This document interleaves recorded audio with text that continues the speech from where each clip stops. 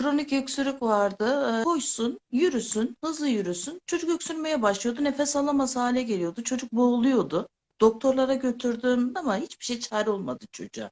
Yani bu doğduğundan beri var. Ben de hamilelikte bir sıkıntı yaşamıştım. Eşimle tartıştık. Yeter artık dedim. Bu kadar üstüme gelme. Nefes alamıyorum dedim.